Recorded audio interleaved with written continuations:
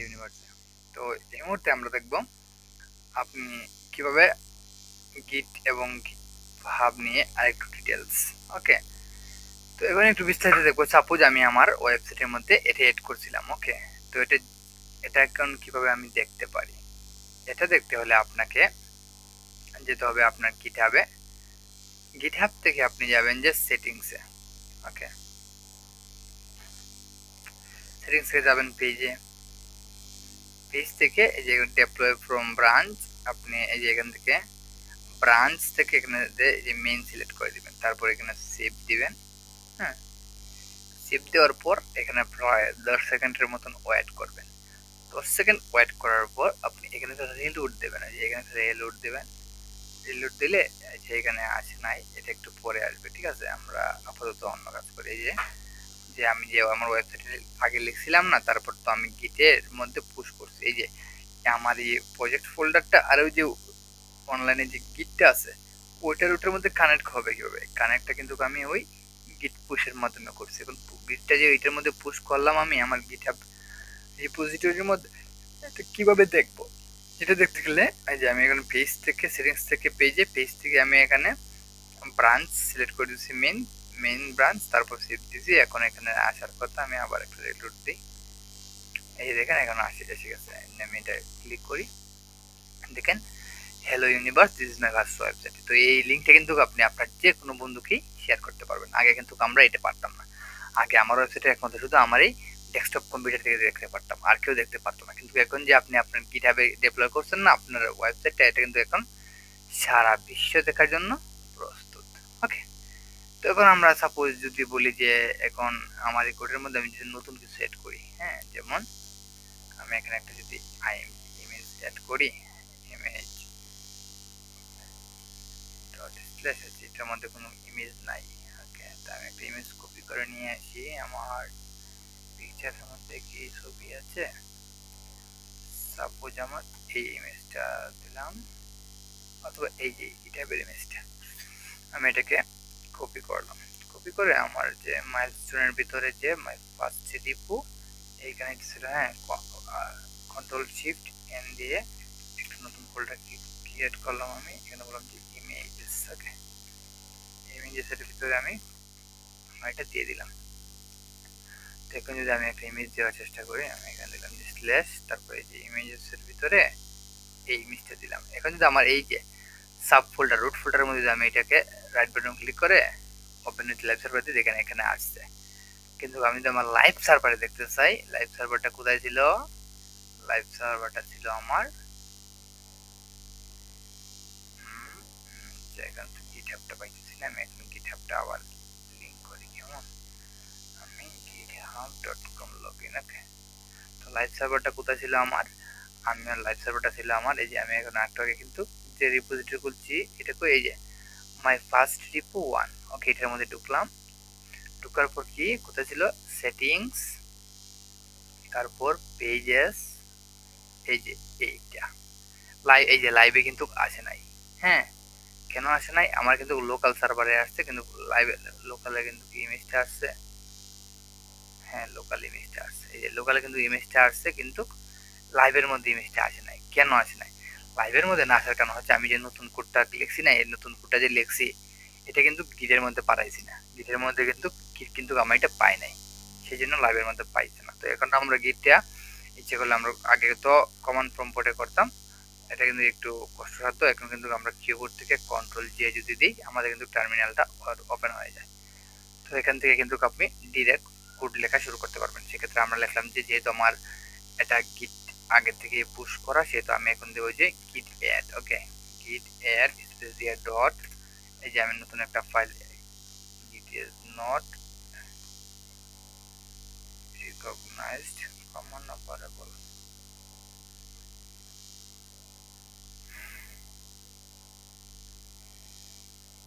বলতেছে, এটা কখনোই পুশ হয় নাই। ওকে, তো আমাকে আমার git image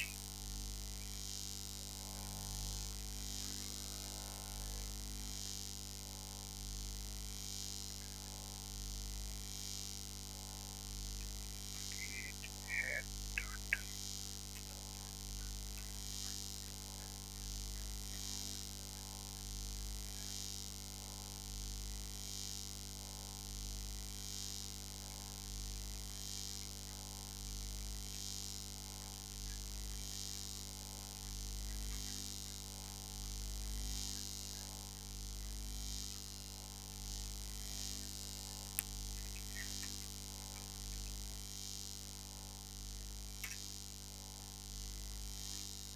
ঠিক আছে, গিট অ্যাড দিছি, তারপর গিট কমিট,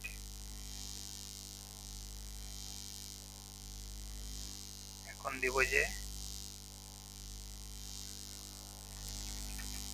git push। ওকে, আমার এটা কিন্তু git push হয়ে গেছে। নতুন ইমেজটা কিন্তু আমি কিভাবে দিয়েছি, git add, git commit, git push। এখন যদি আমি এটা লাইভ সার্ভার, এই যে আমার লাইভটা দেখতে চাই, এই যে লাইভটা যদি আমি ক্লিক করি, এটা রিলোড দিই,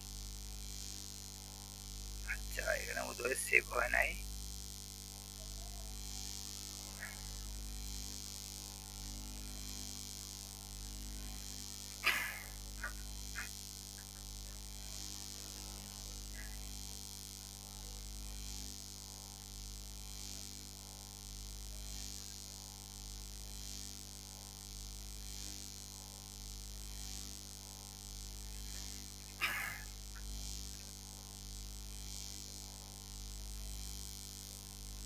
একটা মিনিট, আমি সময় বাঁচানোর জন্য এররটা আমি নিজে নিজে পড়তে।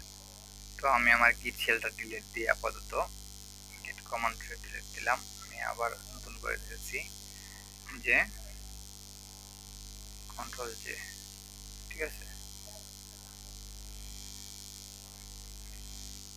গিট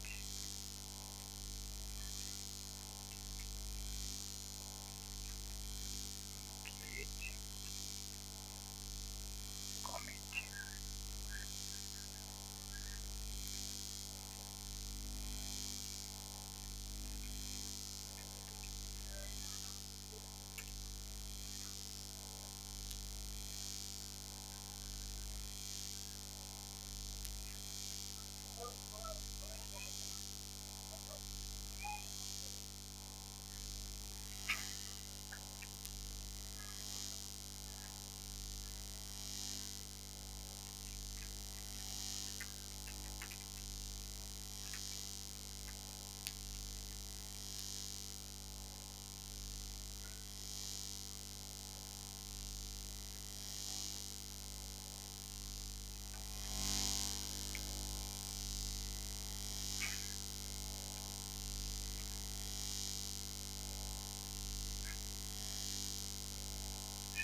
তো ঠিকই আছে, দেখা যায়।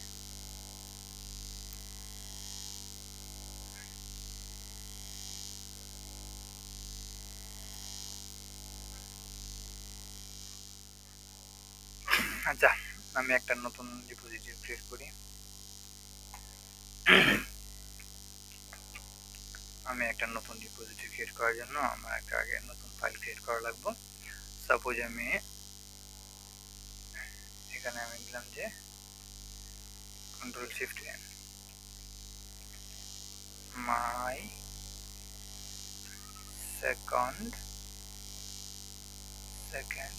রিপো, ঠিক আছে। এখন মাই সেকেন্ড রিপো নামে একটা রিপোজিটরি ক্রিয়েট করা লাগবে আমার। এই যে আমি এই যে এখান থেকে প্লাস করে দিলাম নিউ রিপোজিটরি, তারপর এখানে লিখবেন যে মাই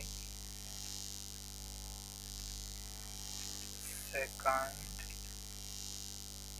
রিপো, পাবলিক কি থাকবে, তারপর আপনি ক্রিয়েট। ওকে, এখানে যে ফোল্ডার ক্রিয়েট করছেন সেটা কিন্তু আপনার ওপেন করতে হবে। ওপেন করার জন্য আপনি ভিউজ করে যাবেন। ভিউজ করে যাওয়ার পর আপনি এই যে এখান থেকে ফাইল থেকে ওপেন ফোল্ডার থেকে ওই যে my second repo select folder দিলেন, এখানে চলে আসছে। এটা একটু ফাইল ক্রিয়েট করলেন যে সেকেন্ড ডট এইচটিএমএল, কনফিগার করলেন,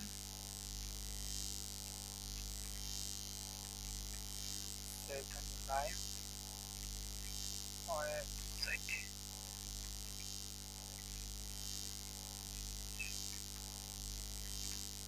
হ্যালো ইউনিভার্স,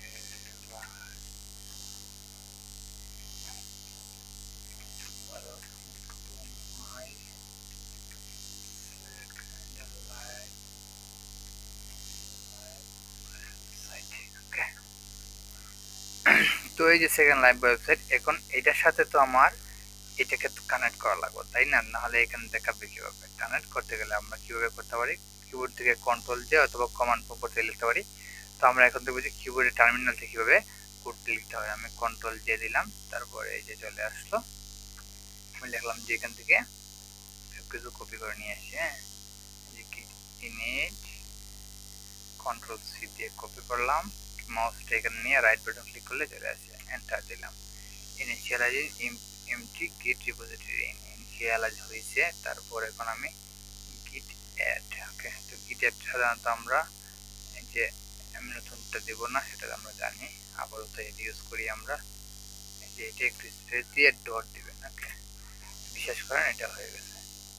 তারপর এখান থেকে আমি গিট কমিট নিয়ে দিই, কন্ট্রোল সি, তারপর এখান থেকে রাইট দিয়ে দিই। হ্যাঁ, কিন্তু গিট কমিট হয়েছে। তারপর যদি এখান থেকে আমরা গিট ব্রাঞ্চটা নিয়ে দিই, কন্ট্রোল সি, তারপর এই যে গিট ব্রাঞ্চটাও হয়েছে, ওকে। তারপর আমরা গিট রিমোট অরিজিন দিলাম, তারপর গিট পুশ।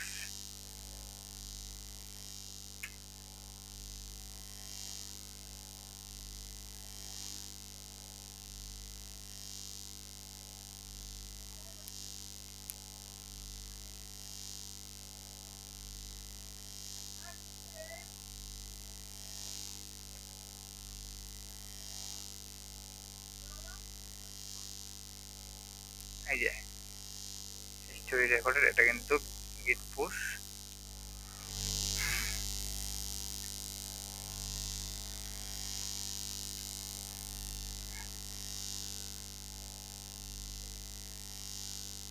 এটা কিন্তু গিট পুশ হয়ে গেছে, ঠিক আছে। এখন যদি আমরা এখান থেকে একটা লোড দিই, দেখেন সেকেন্ড ডট এচটিএমএল আপনার গিটটা পুশ হয়ে যায়। এখন সেটিংস থেকে আমরা পেজেসে যদি যাই, পেজেস থেকে নাম থেকে আমরা মেইন ব্রাঞ্চ সিলেক্ট করে দিলাম, সেভ করলাম। সেভ করার প্রায় 10 সেকেন্ড পর এখানে একটা লাইভ ওয়েবসাইট তৈরি আসবে, ঠিক আছে। তো এখন যদি আমরা লাইভ ওয়েবসাইটের মধ্যে অন্য কিছু এড করি, এখানে একটা আমরা ইমেজ নিয়ে দিয়ে আসি, কপি করে সেকেন্ড রিপোর্ট ভিতরে আমরা একটা ইমেজ দিয়ে দিলাম লাইভ ওয়েবসাইট। এই এখান থেকে একটু 10 সেকেন্ড পরে রিলোড দিই। আচ্ছা, লাইভ লিঙ্ক আসে নাই, একটু পরে আসতে পারে। তো এখন যে আপনার ওয়েবসাইটে একটা ইমেজ এড করেন, ঠিক আছে, ঠিক আছে। তারপর দেখি ইমেজের ভিতরে আমার একটা ওয়েবসাইট আছে, সেটা আমাদের লাইভ লিঙ্ক কি বলে, এই যে দেখুন ওপেন উইথ লাইভ সার্ভার, আমাদের নিজস্ব সার্ভারে কি এই যে দুটোটা কিন্তু আসছে, ঠিক আছে। আচ্ছা, আমরা লাইভ সার্ভারটা আগে দেখে আসি। লোড দিলে এই যে লাইভ লিঙ্ক কিন্তু চলে আসছে, এই যে দেখেন আগে যে লাইভ লিঙ্কটা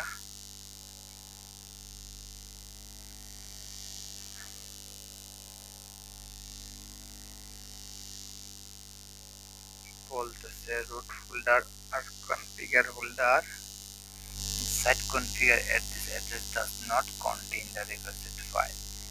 If site make you the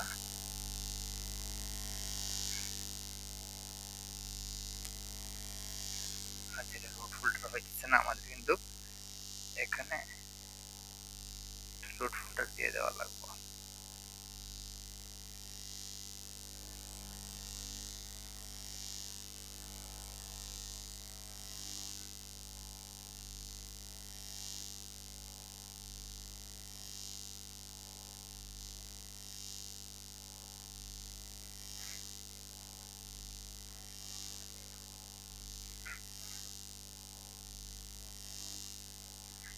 একটা আচ্ছা, এটা সমস্যা করার মূল কারণ হচ্ছে যে আমরা যদি লাইভ ওয়েবসাইট ক্রিয়েট করি না, তাহলে এখানে কিন্তু আমাদের index.html দেওয়া লাগে, তা না হলে এটা কিন্তু লাইভে শো করে না, ঠিক আছে।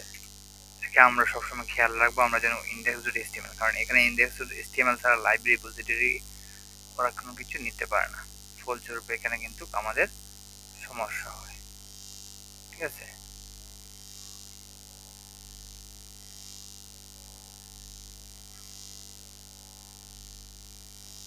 আমরা অ্যাবাউট যদি কোনো কিছু লিখে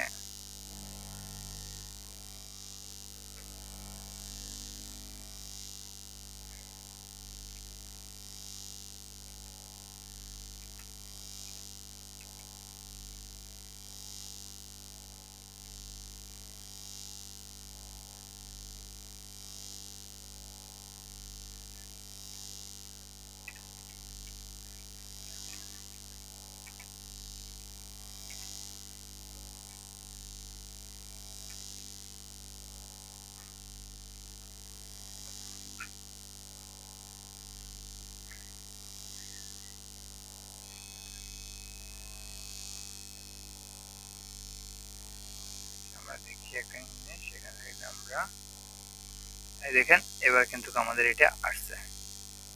ওকে, তো আমরা সবসময় আমরা যখন এই ফাইলটা ক্রিয়েট করবো না, এখানে কিন্তু সবসময় আমাদের index.html দেওয়া লাগবে, ঠিক আছে? তা না হলে কিন্তু আমাদের এই যে মেইন যে ফোল্ডার ফাইলটি আছে এটা কিন্তু আমাদের সমস্যা করে। তো আজকের জন্য এতটুকুই, দেখা হচ্ছে পরবর্তী ভিডিওতে।